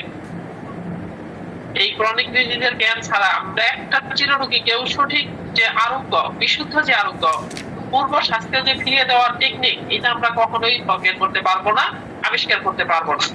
তাহলে এই ক্রনিক ডিজিজ আমাদের জানতে হবে এটার মধ্যে সফলতা লুকিয়ে আছে। সফলতা শুধুমাত্র রেপার্টরির মধ্যে যে তা না, ম্যাথমেটিক্যাল মধ্যে তা না, সফলতা মূলত হচ্ছে অর্গাননের মধ্যে এবং ক্রনিক ডিজিজের মধ্যে। রেপার্টরিতে সহায়ক বই, আর ম্যাথমেটিক্যাল তো ঔষধ। এই ঔষধ হচ্ছে অস্ত্র। এই অস্ত্র চালানোর কৌশলটাই যদি আমরা না জানি, তাহলে তো আমরা প্রতিটা রোগীতেই ফেল করব, আরোগ্যযোগ্য রোগীতে আমরা ফেল করব। তখন আমাদের ব্যর্থতার দায়টা হোমিওপ্যাথির উপরে আসবে। আমি ডাক্তার হিসেবে, আমি একজন হোমিওপ্যাথি হিসেবে ফেল করতে পারি, কারণ আমার জানার কমতি থাকতে পারে, ঘাটতি থাকতে পারে, আমি পড়াশোনা করিনি, আমি জানি না। কিন্তু যদি আমি হোমিওপ্যাথি করতাম, বিশুদ্ধ হোমিওপ্যাথি করতাম, হ্যানিম্যান যেটা আমাদের শিখিয়েছেন সেই হোমিওপ্যাথি যদি করতাম, তাহলে তো ব্যর্থ হওয়ার সুযোগ নেই আরোগ্যযোগ্য কেসে। হ্যানিম্যান তো চ্যালেঞ্জ দিয়ে বলেছেন যে আপনি সঠিকভাবে হোমিওপ্যাথির আবিষ্কারক তিনি বলেছেন যে আপনি সঠিকভাবে একটা রোগীলিপি করুন, যেই রোগীলিপিতে হোমিওপ্যাথির স্বয়ং প্রতিষ্ঠাতা ভুলধরতে অক্ষম। সেই রোগীলিপি করার পর হোমিওপ্যাথির আবিষ্কারক যেভাবে ওষুধ নির্বাচন করতে বলেছেন, সিমিলিভাম করতে বলেছেন, সেইভাবে একটা ওষুধ সিমিলিভাম করে নির্বাচন করুন, সাদৃশ্যের ভিত্তিতে নির্বাচন করুন, এবং যেভাবে তৈরি করার পরামর্শ দেওয়া হয়েছে সেইভাবে তৈরি করে সূক্ষ্ম মাত্রায় রোগীতে প্রয়োগ করুন। যদি ওষুধ কাজ না করে তাহলে আপনি প্রকাশ্য এই অর্গানের বিরুদ্ধে, এই হোমিওপ্যাথির বিরুদ্ধে যুদ্ধ ঘোষণা করেন, কোনো সমস্যা নেই। কিন্তু এই চ্যালেঞ্জ গ্রহণ করার মতো দুঃসাহস কারো এই 200 বছরেও হয়নি, ইনশাল্লাহ কখনো হবে বলেও মনে হয় না। যদি আমরা এই অর্গানটাকে আঁকড়ে ধরি ততক্ষণ আমরা হোমিওপ্যাথি থেকে ছিটকে পড়বো না। মুসলমান যারা আছি আমরা যতদিন কোরআন এবং হাদিসকে আঁকড়ে ধরে থাকবো ততদিন পথভ্রষ্ট হবো না। ঠিক তেমনি হোমিওপ্যাথির ক্ষেত্রে আমরা যারা হোমিওপ্যাথি আছি অর্গানকে, ক্রনিক ডিজিজকে, ম্যাথমেটিক্যালকে, রিপার্টরিকে যতদিন আঁকড়ে ধরে থাকবো ততদিন আমাদের এই 5, 7টা 10টা ওষুধ দিয়ে রোগীদের চিকিৎসা দিতে হবে না। যে অন্ধকারের ঢেউ শুনলাম, একটা না একটা লাগবেই। প্যাটার্ন ওষুধ ব্যবহার করতে হবে না। যারা প্যাটার্ন ওষুধ ব্যবহার করে তারা আজ থেকেই বাদ দিব, কখনোই আর ব্যবহার করবো না ইনশাআল্লাহ।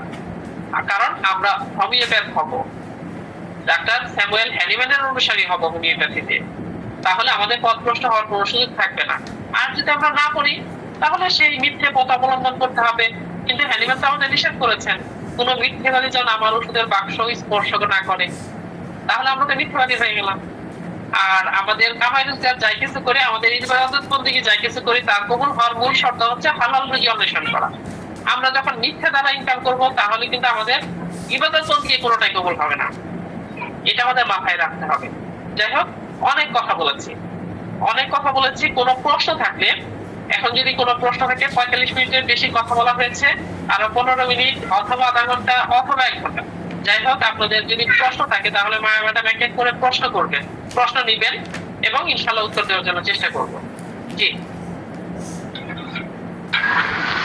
অসংখ্য ধন্যবাদ স্যারকে এত সুন্দর একটি চমৎকার ক্লাস উপহার দেওয়ার জন্য। সত্যি স্যার একজন পিওর হোমিওপ্যাথ, এবং স্যারের যে প্রশিক্ষণ কেন্দ্রটা pure homeopathic learning and chamber, সেটা আমাদের জন্য অনেক মঙ্গলজনক এবং কল্যাণকর। হ্যাঁ, 2-3টা আমাদের আচ্ছা জি, ঠিক আছে। আচ্ছা স্যার, অনেকেই হ্যান্ড রেজ করেছেন, সবাইকে সুযোগ দিতে গেলে অনেকটা সময় লাগবে, তারপর আমি চেষ্টা করব। এমডি জুয়েল, আপনার যদি কিছু প্রশ্ন থাকে আপনি স্যারকে করতে পারেন, তারপর আমরা একে একে আমাদের সম্মানিত স্যারদের কাছে যাব অভিব্যক্তি এবং ক্লাস মূল্যায়নের জন্য। ধন্যবাদ। আসসালামু আলাইকুম, অসংখ্য ধন্যবাদ ম্যাডাম আমাকে সুযোগ দেওয়ার জন্য, এবং স্যারকে জাযাকাল্লাহ খাইরান সুন্দরভাবে স্পন্টেনিয়াসলি আমাদের একটা লাইভলি ক্লাস উপহার দেওয়ার জন্য। স্যার, আমার প্রশ্ন হচ্ছে, আপনি একটা জায়গায় বলেছিলেন যে টোটালিটি অফ সিমটম বিবেচনা করার পরে দেখা যাচ্ছে স্পষ্টতই মনে হচ্ছে একটি ওষুধই আসলো। তো একটু ওষুধ আসার পরেও আমি যদি রোগীকে প্রয়োগ করলাম সেই ওষুধটা, তাহলে অনেক ক্ষেত্রে কাজ নাও হতে পারে। আপনি বলেছেন সেক্ষেত্রে আমাদের ক্ষেত্রটা, ওই ওষুধের ক্ষেত্রটা আছে কিনা এটা দেখতে হবে। তো আমার প্রশ্ন হচ্ছে, যখন একটা ওষুধের টোটালিটি অফ সিমটম নেওয়ার পরে ওই ওষুধটা আসতেছে কিন্তু কেন তার ক্ষেত্রটা নাই, এটা কি আসলে হতে পারে স্যার বাস্তবিক পক্ষে? এটা যদি একটু বলতেন। আচ্ছা, ক্ষেত্রটা আমরা যখন জমিতে কোনো বীজ বপন করি, জমিটা উর্বর কিনা সেটা আমাদের দেখতে হয়। আমরা যে ওষুধটা রোগীর জন্য নির্বাচন করলাম সেই ওষুধের উপযোগিতা দেহে আছে কিনা। অর্থাৎ আমরা রোগীর টোটালিটি নিয়ে দেখলাম যে রোগীর জন্য ফসফরাস আসলো অথবা সাইলিসিয়া আসলো, কিন্তু সাইলিসিয়া তৈরির মতো তার দেহে ওই রকম অ্যাবিলিটি, অর্থাৎ সাইলিসিয়া দেহে গিয়ে যে ঝঙ্কারটা তৈরি করবে, সাইলিসিয়া তো ডিফেক্টিং একটা মেডিসিন, ফসফরাস তো ডিফেক্টিং একটা মেডিসিন, এই মেডিসিনটা দেহে গিয়ে যে ঝঙ্কারটা তৈরি করবে সেটা থেকে রোগীর জীবনী শক্তি পর্যদস্ত অবস্থায় চলে যেতে পারে, ফ্যাটাল অবস্থায় চলে যেতে পারে। এই জন্য ওই মেডিসিনটা টোটালিটি অফ সিমটম ভিত্তিক আসার পরেও ক্ষেত্র না থাকার কারণে, উপযোগিতা না থাকার কারণে নাও দেওয়া যেতে পারে, দিলে রোগীর ক্ষতি হতে পারে। এটা একজন যারা বিচক্ষণ তারা বুঝতে পারবেন, যারা দক্ষ অর্গান অভিজ্ঞ তারা বুঝতে পারবেন যে হ্যাঁ, এখানে ক্ষেত্রটা তৈরি করার জন্য শর্ট অ্যাক্টিং যে মেডিসিন গুলো আছে সেগুলো দিয়ে আপাতত ক্ষেত্রটা তৈরি হলো, রোগীর যে দুর্বলতা কমে গেল, তারপরে সাইলিসিয়ার ক্ষেত্রটা যখন পুরোপুরি চলে আসছে তখন যদি দেওয়া হয় তাহলে চমৎকার কাজ করবে। ফসফরাসের ক্ষেত্রটা তৈরি হলো, তখন যদি দেওয়া হয় তাহলে চমৎকার কাজ করবে। জি স্যার, অসংখ্য ধন্যবাদ স্যার। আসসালামু আলাইকুম। ওয়ালাইকুম আসসালাম। সবাই এক এক করে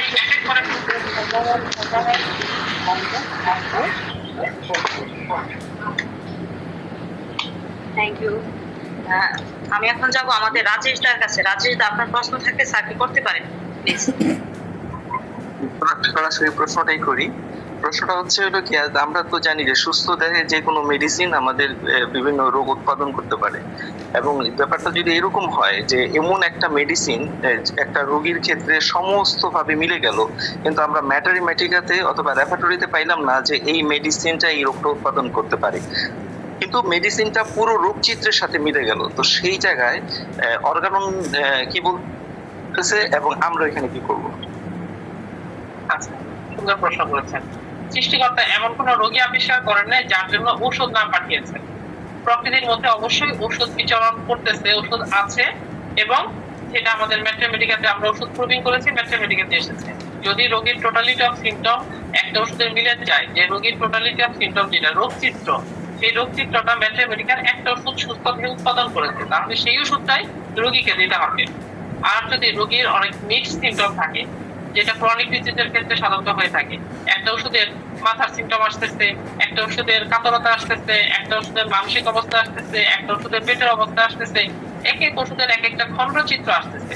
এটা মূলত হয় হচ্ছে বিভিন্ন বিষ ওষুধ সেবনের ফলে তার যে জীবনী শক্তি, সেই জীবনী শক্তি লক্ষণগুলোকে অ্যামালগামেটেড করে দেয়, মিশ্র করে দেয়। এখন এই অবস্থায় আমাদের যে কি করণীয়, সেই করণীয় সম্পর্কে হ্যারিম্যান 145-এর পর থেকে বেশ কিছু সূত্রের মধ্যে এই দিক নির্দেশনা দিয়েছেন। এগুলো যখন আমরা করবো তখন এগুলা ধাপে ধাপে জানতে পারবো। ঠিক আছে, থ্যাংক ইউ। আচ্ছা, ঠিক আছে। এমডি শাহিন, আপনি কিছু বলতে চাইলে স্যারকে প্রশ্ন করতে পারেন।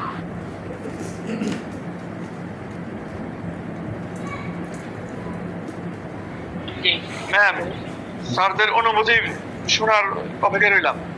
আর প্রশ্ন না নেই। আসসালামাইকুম। আব্দুর রহমান ভাই, প্রশ্ন না করলে শিখবো কেমনে? এক একজনের সমস্যা এক এক রকম, সমস্যাগুলো না হলে তো আসছি আমরা শিখতে, যদি প্রশ্ন করে শিখতে না পারি তাহলে কেমন হয়? প্রশ্নগুলো আগে নেন, তারপরে অনুভূতি বা নেওয়া হবে। জি, ইনশাআল্লাহ।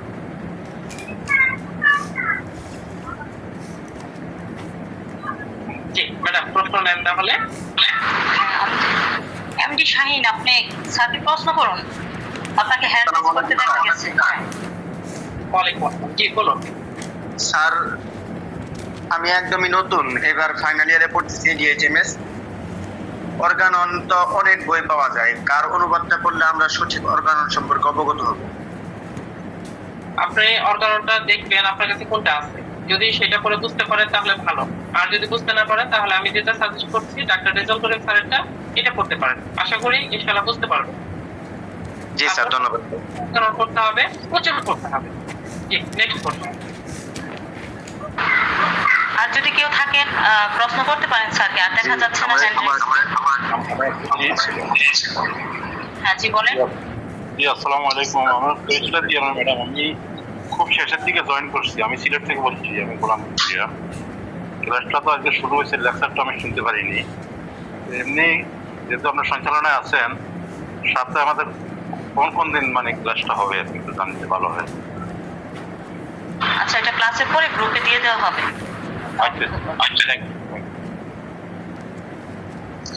যে আমি প্রশ্নটা করবো, ভাই ঢুকে গেছে, প্রশ্নটা করতে পারি?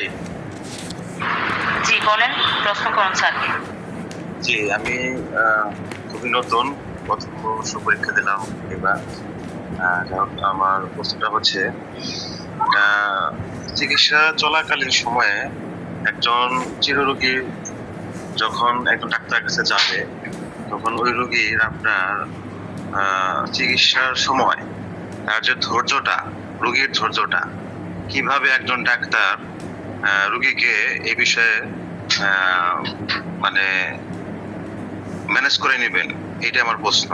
কারণ আমার দেখা যাচ্ছে যে একটা রোগী 6 মাস 1 বছর তার অনেক কিছু ভুগতেছে, সে সুস্থ হচ্ছে আবার অসুস্থ হচ্ছে, অনেক সময় অনেক রোগী ধৈর্য হারায় ফেলে। সেই ক্ষেত্রে একটা ডাক্তারের ওই রোগীর প্রতি কি আচরণ করলে ওই রোগীর আবার পুনরায় বিশ্বাস ফিরে আসবে যে না আমি ঠিক আছে, আমি চিকিৎসা নেই তাহলে।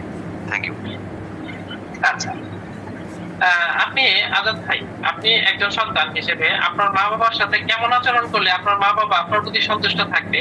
আপনার বোন আপনার ভাইয়ের প্রতি কেমন আচরণ করলে আপনার বোন ভাই আপনার প্রতি সন্তুষ্ট থাকবে? এটা কিন্তু আপনাকে শিখিয়ে দিতে হয় না।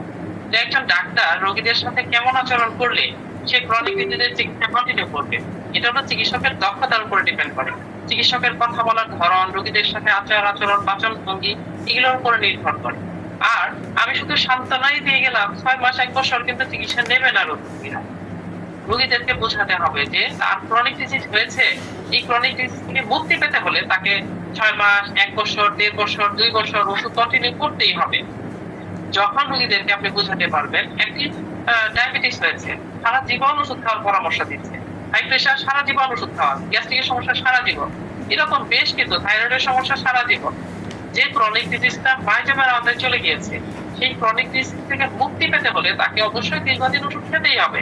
এটা যত ভালোভাবে আপনি প্রথমে বোঝাতে পারবেন, যেদিন প্রথম রোগীর রোগীলিপি করা হবে সেই দিন যদি আপনি ভালোভাবে ধারণা দিতে পারেন, তখন রোগী আপনার কাছে চিকিৎসা করুক বা না করুক, ওই রোগীটা যখন অপর ডাক্তারের কাছে যাবে, আপনার কাছে আসলো, আপনি বলে দিলেন যে 1 বছর 2 বছর সময় লাগবে, ওই রোগী যখন অন্য ডাক্তারের কাছে যাবে, গিয়ে দেখবে যে রেজাল্টটা কেমন, 6 মাস পরে দেখবেন সুস্থতার কোনো আভাসই নেই, 1 বছর 1.5 বছর পরে যখন সুস্থতার কোনো আভাসই নেই, তখন ওই রোগীটা আপনার সম্পর্কে, চিকিৎসক সম্পর্কে একটা পজিটিভ ধারণা অন্যদের কাছে অ্যাডভার্টাইজিং করবে। আপনার কোনো মাইকিং করার প্রয়োজন নেই, কোনো বিজ্ঞাপনের প্রয়োজন নেই। ওই রোগীটা বলবে অমুক ডাক্তারের কাছে যে এত 6 মাস আগে গেছিলাম, ওই ডাক্তার আসলে বুঝতে পারছিল, কিন্তু আমি আসলে আমার দোষের কারণে চিকিৎসা নেই নাই, এটা আমার ভুল হয়েছে। তখন আপনার মাইকিং অটোমেটিক হয়ে যাবে। ঠিক আছে আজাদ ভাই? Thank you. ওকে, বলবেন। আচ্ছা ঠিক আছে, থ্যাংক ইউ। নেক্সট। ধন্যবাদ। আমাদের মধ্যে আর কেউ কি আছেন প্রশ্ন করবেন স্যারকে? যদি থাকেন তাহলে হ্যান্ড রেজ করেন অথবা সরাসরি বলতে পারেন, সুযোগ দেওয়া গেল। আসসালামু আলাইকুম। স্যারের কাছে আমার প্রশ্ন হচ্ছে যে একটা ক্রনিক ডিজিজের চিকিৎসা চলাকালে যদি কোনো ওই পেশেন্ট যদি কোনো অ্যাকুট রোগে আক্রান্ত হয়, সেক্ষেত্রে আমি কি করতে পারি? যেমন ক্রনিক ডিজিজের মেডিসিন চলতে থাকবে নাকি বন্ধ রাখবে? প্রশ্ন করেছেন স্যার। আচ্ছা, এই ক্ষেত্রে অর্গানার আমাদের কি বলে যে ক্রনিক ডিজিজের ওষুধ চলমান আছে, যদি রোগী হালকা কোনো সমস্যায় ভোগে, যে রোগীর যে সিমটম গুলোতে বেশি কষ্ট পাচ্ছে না, তাহলে ক্রনিক ডিজিজের ওষুধ চলমান থাকবে। আর যদি রোগী বেশি কষ্ট পাচ্ছে, অ্যাকিউট যে ডিজিজটা, সেই ডিজিজের রোগী বেশি কষ্ট পাচ্ছে এবং সিমটম গুলো স্পষ্ট চলে আসছে একটা ওষুধে, তাহলে অবশ্যই ক্রনিক ডিজিজের ওষুধ বন্ধ রেখে ওষুধ দিতে হবে। আর যদি দেখেন যে রোগীটা হচ্ছে নিকটাত্মীয় অথবা নিকটাত্মীয় না, রোগী মনে করবে যে আমার এখন ঠান্ডা লাগলো, আমার এখন এই হালকা সমস্যা হইলো, ডাক্তার আমাকে ওষুধ দিল না, আচ্ছা আমি অন্য কোনো ওষুধ খেয়ে নেই, যদি এরকম হয় তাহলে ক্রনিক ডিজিজের ওষুধ বন্ধ রেখে রোগীকে প্লাসিবো বা স্যাপ্লাইক বা এসএল যেটাই হোক দিয়ে সান্ত্বনা, প্লাসিবো দিয়ে বিদায় করতে হবে। এই তিনটার যে কোনোটা করতে পারেন। যদি একটা ওষুধের একটা ওষুধের স্পষ্ট লক্ষণ পাওয়া যায়, তাহলে সেই ওষুধটা অবশ্যই দিতে হবে, নয়তোবা ওই অ্যাকিউট ডিজিজ ক্রনিক ডিজিজের সাথে মিশে জটিলতা লাভ করতে পারে। যদি অ্যাকিউট ডিজিজটা থাকে, তরুণ রোগটা থাকে, আর যদি তরুণ রোগটা খুব হালকা হয় তাহলে আর ওষুধ দেওয়ার প্রয়োজন নেই, প্লেসিবো দিলে এনাফ। আর যদি রোগীকে বোঝানো যায় যে না আলাদা কোনো ওষুধ প্রয়োজন নেই, আপনার যে জটিল রোগের চিকিৎসাটা চলতেছে এই ওষুধই কন্টিনিউ করতে হবে, তাহলে এই অ্যাকিউট ডিজিজ চলে যাবে। তাহলে এইভাবেও করা যেতে পারে। তিনটার যে কোনো একটা আপনার উপস্থিত বুদ্ধি দ্বারা নির্ণয় করতে হবে। সেটা ঠিক আছে, উপস্থিত বুদ্ধি, কিন্তু আমি বলছি যে আসলে আমরা হোমিওপ্যাথিতে এটা কিভাবে ম্যানেজমেন্ট করা হয় বা করা যায় এটা জানার জন্য। সেক্ষেত্রে তো ক্রনিক ডিজিজের ওষুধ বন্ধ থাকবে। অর্থাৎ আমিও চালিয়ে যাচ্ছিলাম সাপোজ আর্সেনিক, ক্রনিক ডিজিজের জন্য আর্সেনিক চলমান আছে, আর্সেনিক 50 আমি M5 বা M6 যেটাই দিয়ে থাকি।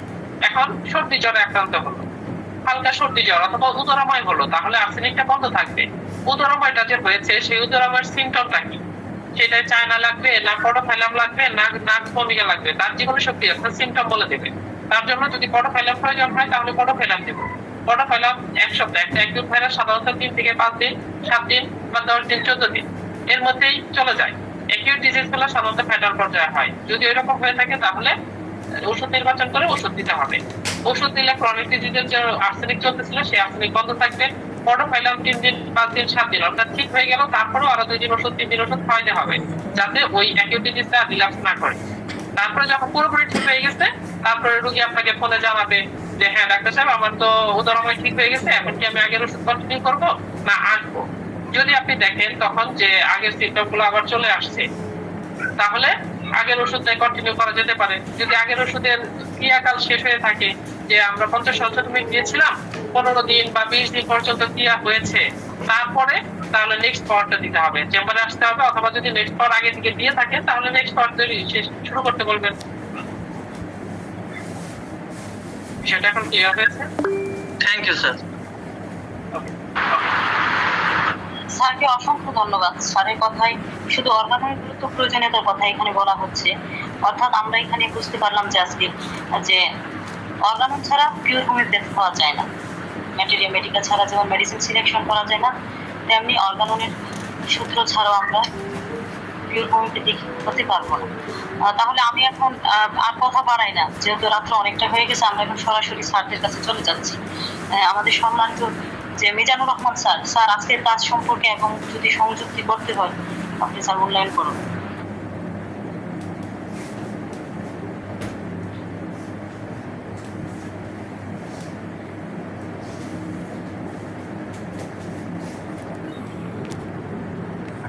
হ্যাঁ, আসসালামু আলাইকুম রহমতুল্লাহ। আমি আসলে প্রথম থেকে একদম শেষ পর্যন্ত মনোযোগ দিয়ে ক্লাসটা শুনলাম। খুব চমৎকার আলোচনা হয়েছে এবং প্রশ্নোত্তর পর্ব অত্যন্ত প্রাণবন্ত এবং অংশগ্রহণমূলক এভাবে হলে আসলে শিক্ষণটা সহজতর হয় এবং মনে থাকে। তো আমি আসলে যে একটা ছোট ছোট পরামর্শ রাখতে চাই, যদি আপনারা অনুমতি দেন বা কিছু মনে না করেন। একটা হচ্ছে যে আমরা যদি আমাদের যে উপস্থাপনা এটা যদি খুব ওয়াইড ফ্রেমে করি, মানে আমরা যদি ক্যানভাসটা খুব বড় নেই, তাইলে আলোচনাটা আসলে শেষ করাটা খুব চ্যালেঞ্জিং হয়ে যায় সময়ের মধ্যে। তো সেক্ষেত্রে আমার একটা বিনীত পরামর্শ, আমি আসলে সারা জীবন এই ইনস্ট্রাকশনাল টেকনিক কিভাবে উপস্থাপনা করতে হয় এগুলো নিয়ে কাজ করেছি। তো সেক্ষেত্রে আমার কিছুটা অভিজ্ঞতা আছে।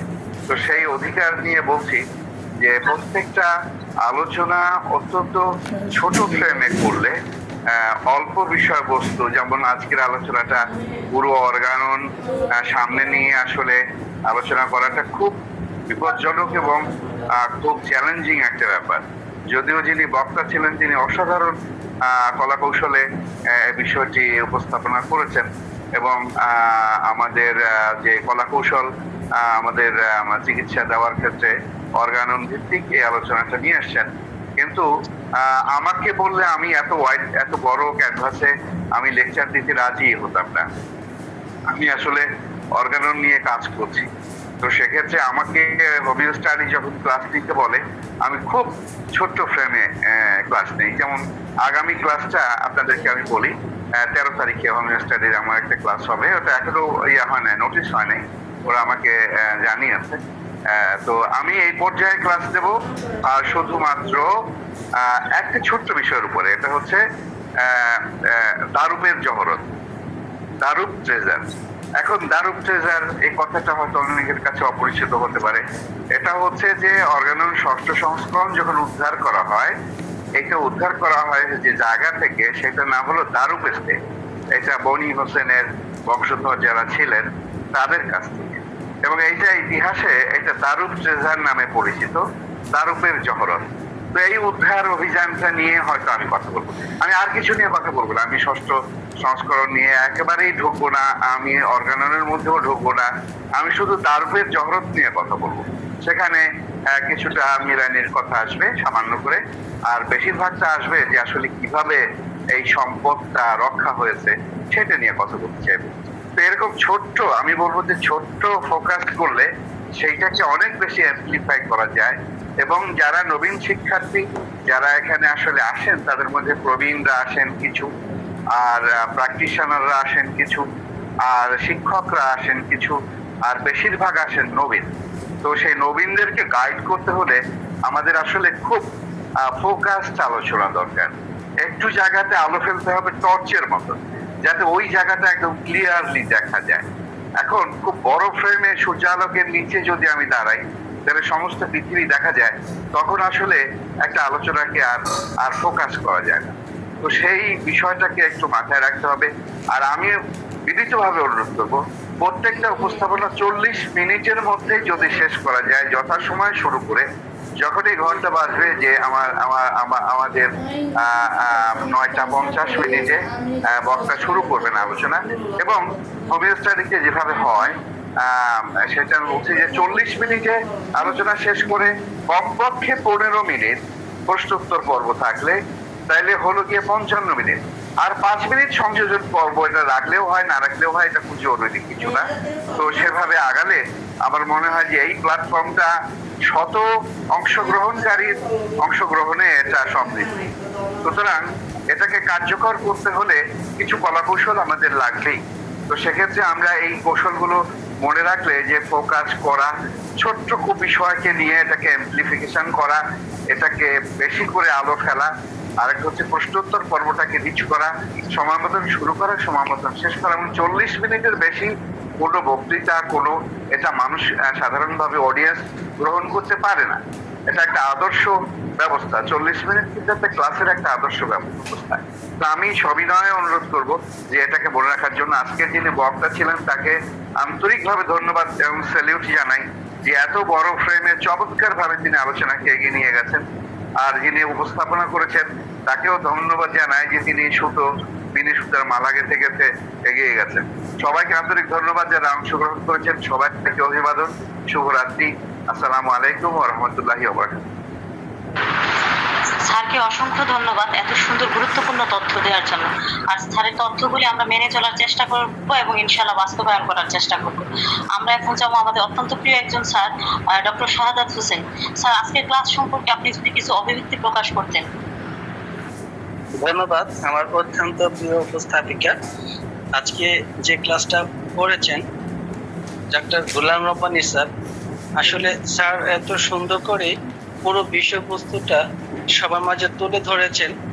তো আমার কাছে সবচেয়ে ভালো লেগেছে আমার হৃদয়ের যে কথাটা আমার হৃদয় বলছে যে স্যার অনেক বড় একটা প্ল্যাটফর্ম দিয়ে নিয়েছেন, সেটা কন্টিনিউয়াস করাটা অনেকটাই দুর্বিষহ এবং সেটা কষ্টকর, এটা কন্টিনিউয়াস করেছেন। তো আসলে মিজানুর রহমান স্যার যেটা বলেছেন সেটাই আমার কাছে মনে হয়েছে, যে যদি এরকম ছোট ছোট পরিসরে ক্লাসটা করা যায় এবং যদি তার যে টপিকসটার উপর আলোচনা করা হয়, ওই টপিকসটাকে যদি একটু ছোট করে নেওয়া যায় এবং একটা নির্দিষ্ট টপিকসের উপর আলোচনা করা যায়, তাহলে বোধগম্যতা অনেক বেশি হয় এবং পার্টিসিপেন্টরা অনেক বেশি সমৃদ্ধ হয়। তো ওভারঅল এই ক্লাসটি অনেক সুন্দর হয়েছে এবং স্যার যে গুছিয়ে সবগুলো শেষ করতে পেরেছেন এবং সুসম্পন্নভাবে শেষ করতে পেরেছেন, সেজন্য গোলাম রব্বানী স্যারকে অসংখ্য ধন্যবাদ এবং চমৎকার আলোচনা হয়েছে। তো ধন্যবাদ সবাইকে, আসসালামু আলাইকুম। ধন্যবাদ স্যারকে। আমি এখন যাব আমাদের অত্যন্ত প্রিয় একজন কাছের মানুষ এবং প্রিয় sir, doctor Abdullah Firoz sir. Sir, আপনি যদি কিছু বলতেন আজকে ক্লাস সম্পর্কে। ধন্যবাদ ম্যাম। কি বলবো, অসাধারণ, সত্য কথা বলতে একদম অসাধারণ। আর মানে স্যার যেভাবে বিষয়টাকে উপস্থাপন করেছেন, আসলে মনটা ছুঁয়ে গেছে। যেটা বলে না যে কলিজা ঠান্ডা হয়ে গেল, মনের কথা, বিষয়টা ওই রকম। আসলে মন ছুঁয়ে গেছে। কারণটা হলো যে উনি যে কথাগুলো বলেছেন, এটা প্রত্যেকটা প্রকৃত হোমিওপ্যাথের মনের কথা। প্রত্যেকটা প্রকৃত হোমিওপ্যাথ, প্রকৃত বলেছি, অপ্রকৃত না। এটাই হলো মূল বিষয়। আমাদের এখানে অনেকে অনেক কথাই বলছেন, ঠিক আছে, সবকিছু বিবেচনা করতে হবে।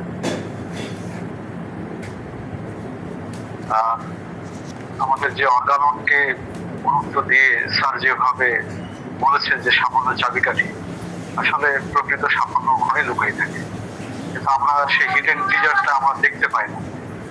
সে দেখানোর লোকও আমাদের সমাজে খুব কম। কারণ হোমিওপ্যাথিটাকে তো আমরা মুদিখানার দোকান বানিয়ে ফেলেছি, এটা একটা বড় সমস্যা। আমরা প্রত্যেকে মুদিখানার দোকান বানিয়ে ফেলেছি, এটা তো মুদিখানার দোকান না, এটা আমাদের বুঝতে হবে বিষয়টা। যেদিন আমাদের উপলব্ধিটা হবে যে এটা মুদিখানার দোকান না, এটা একটা পিওর সায়েন্স, আর এটাকে সিস্টেমেটিক্যালি আগাতে হয়, শিখতে হয়, চর্চা করতে হয়। এটা গুণবাদী একটা শিক্ষা, গুণের মাধ্যমে এটা শিখতে হয় এবং এই শিখার কোনো শেষ নাই। তা আমাদের এই জার্নিটা কিন্তু কন্টিনিউ করতে হবে। আর এই ধনন্তরী অব্যর্থ আর এই চুটকা চিকিৎসা 6 মাসে হোমিওপ্যাথি শিখে যাবেন, 1 বছরের ট্রেনিং নিলে হোমিওপ্যাথি সব কমপ্লিট, 10টা মেডিসিনে কমপ্লিট, এই সকল চটকদার যে বিজ্ঞাপন আমাদের চারপাশে ঘটছে এবং কিছু অসাধু মানুষ আমাদেরকে এই ইয়াং জেনারেশনকে বিপথে ধাবিত করছে, এদের থেকে আমাদের বাঁচানোটা খুব দরকার। কারণ হোমিওপ্যাথি খুব রিস্কি একটা অবস্থায় রয়েছে, চারিদিকে খালি মানে শাখের করাত, যেদিকে যাবে সেদিকে কাটছে। আমাদের এখানে আমাদের সাহায্য যারা আছেন তাদের গুরুত্বপূর্ণ ভূমিকা আছে। তা আমি আশা করবো যে প্রত্যেকে তার জায়গা থেকে হোমিওপ্যাথির কল্যাণে গুরুত্বপূর্ণ অবদান এবং ভূমিকা রাখবে। আজকে সেটাই মনে হয়েছে যে গোলাম রহমান স্যার যে কথাগুলো বলছে এটা মনের কথা, এবং এই কথাগুলো যদি কেউ 10% যদি গ্রহণ করে থাকে সে কখনো বিপথে যাবে না। আর কেউ অসংখ্য ধন্যবাদ। আর এই প্ল্যাটফর্মটা এত সুন্দর চমৎকার ভাবে ভালো ভালো জিনিসগুলো উপস্থাপন করছে, তার জন্য এই প্ল্যাটফর্মের যে আব্দুর রহিম ভাই এবং ম্যাম যারা আছেন, কৌশলী যারা রয়েছেন, তাদের প্রত্যেককে অসংখ্য ধন্যবাদ। এত সুন্দর একটা প্ল্যাটফর্ম আসলে আমার নতুন ভাবে তৈরি হওয়া দরকার। ধন্যবাদ সকলকে। ধন্যবাদ স্যারকে। আমি এখন যাব আমাদের সম্মানিত শিক্ষাগুরু জনাব ডক্টর আব্দুল কাদের স্যার। স্যার শুধু আমাদের শিক্ষাগুরুই নন, উনি অর্গাননের শিক্ষাগুরু।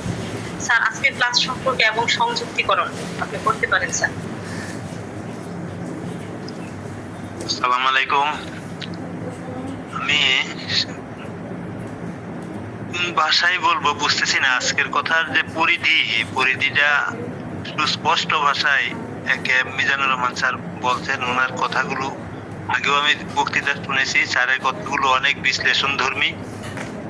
তো আজকে সমস্ত কথার ভিতরে তাকে যদি নেগেটিভ সেন্সে কিছু কথা ধরা যায়, এরকম যদি হয় যে হ্যাঁ 6ষ্ঠ সংস্করণ হয়তো আরো হয়তো অনেক কিছু, আসলে আমাদের একটা কথা খেয়াল রাখতে হবে, আমরা কিন্তু নিরাশ হয়ে যাই কিছু কিছু ক্ষেত্রে। যেমন হোমিওপ্যাথি এত সত্য, এত কিছু অগ্রগতি, কিন্তু বিজ্ঞান আগাচ্ছে, পৃথিবী আগায় গেছে, এতগুলো গবেষণা হচ্ছে, হোমিওপ্যাথি এত সত্য হলে মানুষ বিশ্বাস করে না কেন? এই কথাগুলোর জবাব কিন্তু যেমন আজকে এই আলোচনার বিষয়ের পরিধির ভিতরে পড়ে। এত সত্য কথা কিন্তু এত বিভেদ, এত জঞ্জাল, 2 2 4 এরকম অঙ্ক, তাহলে এর মধ্যে ঝামেলাটা কোথায়?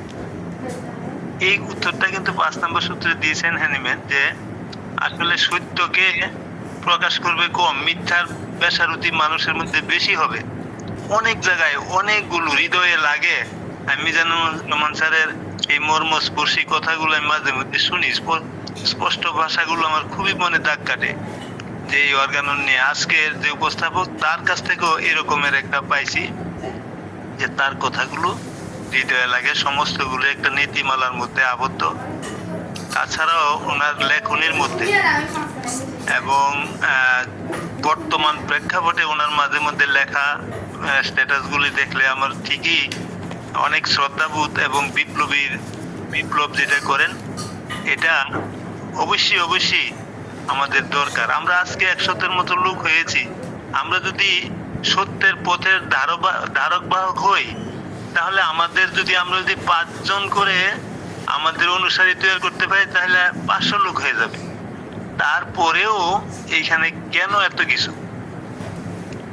আব্দুল্লাহ ফিরোজ স্যার যে বললেন আমাদের বিপ্লব করতে হবে, কিন্তু আমাদের কিন্তু আসলে এই গোলাম রব্বানী স্যার যেভাবে লিখে, যেভাবে প্রতিবাদ করে, যেভাবে শুরু করে, এটা আমাদের দরকার। আমরা কিন্তু আসলে একটা গ্রাসের মধ্যে পড়ে গেছি। এটা খুব বেদনা দেয় যে যা বুঝে না সেই চরম মন্তব্য করে। আজকের আলোচনা থেকে আমরা আরেকটু সিদ্ধান্ত নিতে পারি। আমি মিজানুর রহমান স্যারের সাথে একমত, সেটা হলো যে আমরা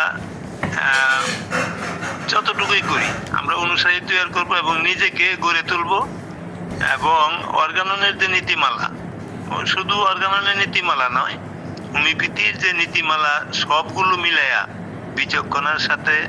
বিচক্ষণতার সাথে আমরা এগিয়ে যাব, মনের বল রাখবো, কিছু প্রতিবাদ করব, অনাচারী লোকদেরকে, যারা অর্থলোভী, যারা হোমিওপ্যাথির প্রতিবন্ধকতা সৃষ্টি করে এবং যারা নেগেটিভ সেন্সে হোমিওপ্যাথির এই লগুলিকে দেখে আমাদের মধ্য থেকে আসলেই তাদেরকে দীক্ষার দেওয়ার মতো এত পাকনা কথা বলে যে আরেকটা হয়তো এমনটা হয়তো ধরে নিয়ে মনে হয় যে নিজেই বিজ্ঞানী, এরকম ভাষা বললে আমার সামনে একবার একটা অনুষ্ঠানে বলছিল, বলার পরে চরম ধমক খাইছে। কিরকম এটার ব্যাখ্যা দিতে যায় না, মোটামুটি আমরা প্রতিবাদী হইতে হবে এক কথায় যে আমাদের হোমিওপ্যাথি এটা হলো পিওর হোমিওপ্যাথি, এটাই হলো প্রকৃত হোমিওপ্যাথি। মানুষ প্রতারিত হবে না, মানুষ উপকৃত হবে।